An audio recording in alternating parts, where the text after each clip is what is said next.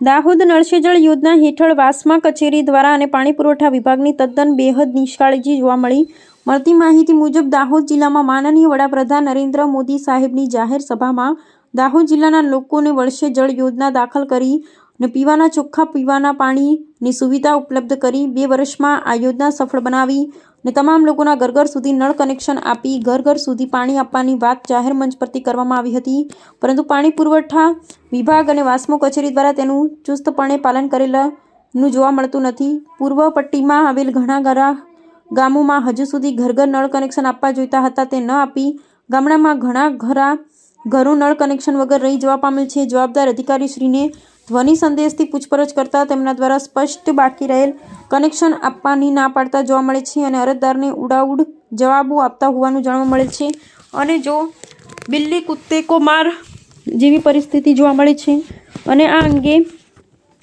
ખો આપીને ગ્રામ પંચાયતને મળવાની વાત કરે છે. તો જ્યારે ગ્રામ પંચાયતને ચાર્જ પાણી પુરવઠા વિભાગ દ્વારા આપ્યો નથી ને લીલવા ઠાકોરના પાણીના ટાંકામાંથી હજી સુધી ગ્રામ્ય વિસ્તારમાં કનેક્શન જ આપ્યા નથી, તેમાં ગ્રામ પંચાયતનું તોની શું જવાબદારી નક્કી થાય તે એક સવાલ ઉપસ્થિત થતો જોવા મળે છે. ચાકળિયા, ધોળાખાખરા, છાયણ, ચાટકા, કચલધરા, કાકરાકુવા, સાંબલી, તેતરિયા, કોટડા વગેરે ગામોમાં કેટલા વર્ષો થવા આવ્યા હોવા છતાં પાણીનું એક ટીપું પણ લોકોના ઘર સુધી પહોંચ્યું નથી. લોકો ચર્ચાઓ મુજબ વહીવટીતંત્ર અને કોન્ટ્રાક્ટરની મિલીભગતને કારણે કામગીરી ખોરંભે જોવા મળી છે અને ભ્રષ્ટાચારથી ખદબદતી પરિસ્થિતિનું નિર્માણ થયું હોવાનું લોકમુખ્ય ચર્ચાઓ જોવા મળે છે અને એકબીજાને ખો આપતા હોવાનું જણાવેલ છે. ગુજરાત સરકારની ટ્રાઇબલ એડવાઇઝર કમિટીની મુલાકાત દરમિયાન 15 દિવસમાં બધા ઝોન પર નળ સે જળનું શુદ્ધ પાણી આપવાની ખાતરી પાણી પુરવઠા વિભાગ દ્વારા જવાબદાર અધિકારી દ્વારા ખાતરી આપી હોવા છતાં એમના પણ કેટલા મહિનાઓ વીતી ગયા પણ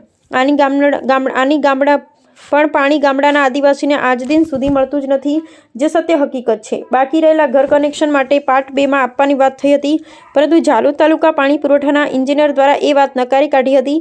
બીજા કનેક્શન હવે મળશે નહીં તેમ ધ્વનિ સંદેશથી i7 ન્યૂઝ ગુજરાતીના દાહોદ જિલ્લા બ્યુરો ચીફ સાથે વાત થતી જોવા મળે છે.